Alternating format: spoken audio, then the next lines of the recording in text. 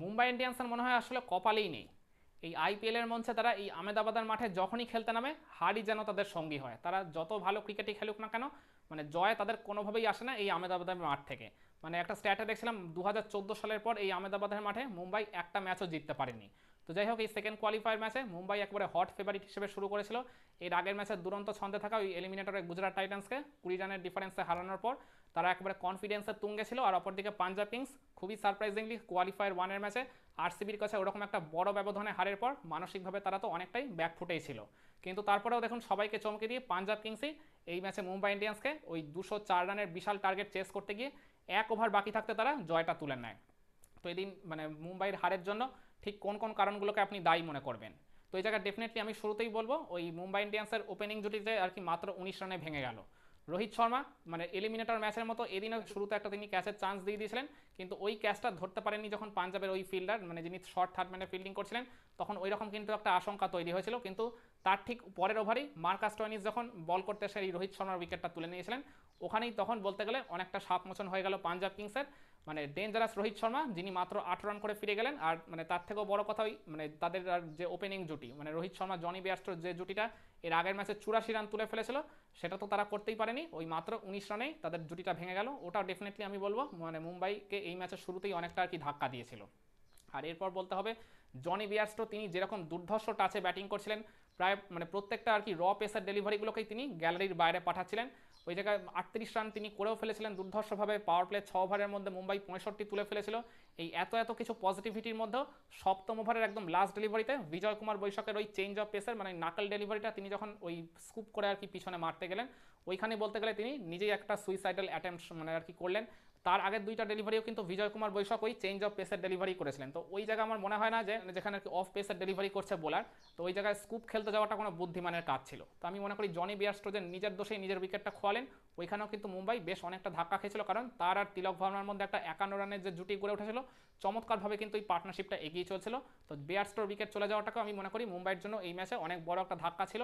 এরপর আমায় বলতে হবে ওই সূর্যকুমার যাদব আর তিলক ভার্মার মধ্যে যে 72 রানের পার্টনারশিপটা গড়ে উঠেছিল থার্ড উইকেটে, যে জুটিটার উপর ভর করে মুম্বাই ম্যাচেও যেমন প্রবলভাবে কামব্যাক করেছিল, তেমনি এই ম্যাচে তারা যে আধিপত্য দখল করতে চলেছে সেটাও কিন্তু জানান দিচ্ছিল। 14 ওভারের মধ্যে তাদের স্কোরটা 142-এ তারা পৌঁছেও দিয়েছিল, কিন্তু ওই 14 ওভারের লাস্টের আগের ডেলিভারিতে ইউজবেন্দ্র চাহালকে যখন একটা বড় শট খেলতে গেলেন ওই মানে সূর্যকুমার যাদব, মানে যেটা তার একদম পছন্দের সবচেয়ে শট সুইপ শট, সেই সুইপ শটের অ্যাটেম্প্ট করতে গিয়ে তিনি ওই ডিপ মিড উইকেটে নেহাল ওয়াধারের হাতে ক্যাচ দিয়ে বসেন। তো এই দুর্ধর্ষ টাচে থাকা এই সূর্যকুমার যাদব যখন মাত্র 44 রান করে তখনও আর কি ইনিংসের 6 ওভার বাকি থাকতে যখন আউট হয়ে গেলেন, আমি মনে করি ডেফিনেটলি ওইটা কিন্তু মুম্বাইয়ের জন্য বেশ বড়সড় একটা ধাক্কা ছিল। কারণ এই সূর্যকুমার যাদব যদি আর 3 থেকে 4টা ওভার ক্রিজে স্টে করতে পারতেন, ইউ নেভার নো মুম্বাইয়ের রানটা হয়তো 220+ বা 30+ হয়ে গেলেও যেতে পারতো। আর তার ঠিক দুবল পরেই আরেক সেট ব্যাটার তিলক ভার্মার উইকেটটা যখন ওই কাইল জেমিসন তুলে নিয়েছিলেন 15 নম্বর ওভারের ফার্স্ট ডেলিভারিতে। এই 3 বলের মধ্যে যে 2টা উইকেট খুঁয়ে ফেলো মুম্বাই ইন্ডিয়ান্স, আর তার থেকেও বড় কথা এই দুজনই তখন সেট ব্যাটার ছিলেন ক্রিজে।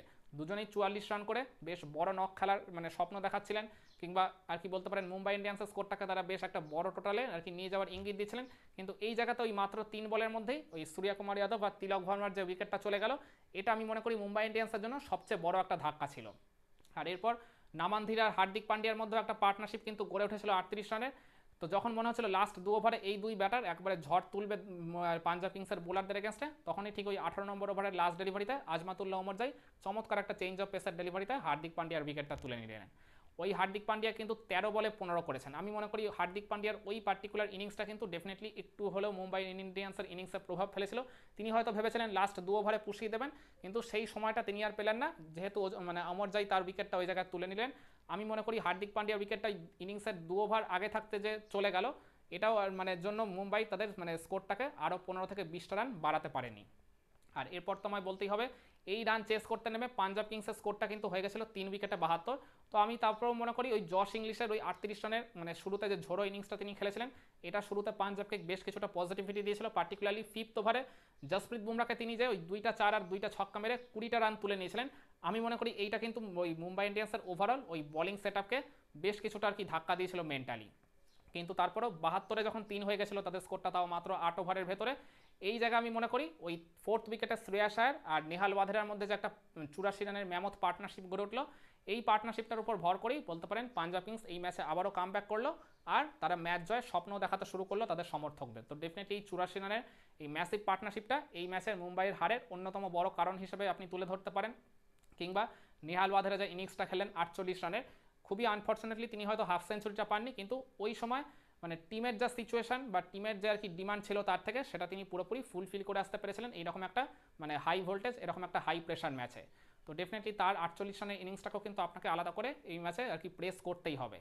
কিংবা ক্যাপ্টেন শ্রেয়াস আয়ার যে একদম লাস্ট অব দি ক্রিজে থেকে একদম মানে অধিনায়কোচিত তিনি যে ইনিংসটা খেলেন 41 বলে 87 রানে অপরাজিত থাকলেন শেষমেশ, আপনাকে এই ইনিংসটাকে তো আলাদা করে রেট করতেই হবে। বা এই ইনিংসটার জন্যই বলতে গেলে পাঞ্জাব তাদের এই ম্যাচটা আলটিমেটলি জয় পেল, তাও আবার ইনিংসের 1 ওভার বাকি থাকতে। তো ডেফিনেটলি ক্যাপ্টেন শ্রেয়াস আয়ারের এই 87 রানের অপরাজিত ইনিংসটা মানে মুম্বাইয়ের এই ম্যাচে হারের অন্যতম বড় কারণ হিসেবে আপনাকে তুলে ধরতেই হবে। আমার কাছে মনে হয় এই পার্টিকুলার কয়েকটা রিজনের জন্যই কোয়ালিফায়ার ট্যুরের ম্যাচে মুম্বাই ইন্ডিয়ান্স এত ফেভারিট হিসেবে শুরু করা সত্ত্বেও তারা কিন্তু দিন শেষে বলতে পারেন মানসিকভাবে কিছুটা পিছিয়ে থাকা পাঞ্জাব কিংসের কাছে হেরে এই আইপিএল থেকে এখন টোটালি নক আউট হয়ে গেল, যার ফলে ফাইনালে মুখোমুখি হতে চলেছে আরসিবি আর পাঞ্জাব কিংস। একমত হবেন আমার এই পয়েন্টগুলোর সাথে, নাকি আপনারা মনে করেন মুম্বাই ইন্ডিয়ান্সের এই সেকেন্ড কোয়ালিফায়ার ম্যাচে হারের পিছনে আরও অন্য কোনো রিজন ছিল? কমেন্ট করে আপনার মতামতটা জানাতে পারেন।